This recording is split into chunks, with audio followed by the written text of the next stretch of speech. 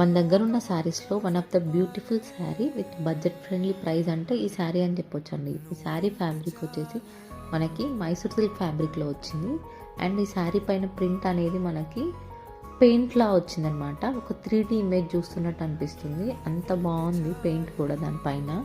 And దీని blouse వచ్చేసి మనకి సిల్వర్ ప్రింట్లా వచ్చిందనమాట. అది ప్రింట్ కూడా కాదు, దాని లోపల ఉంది జరీ అనమాట.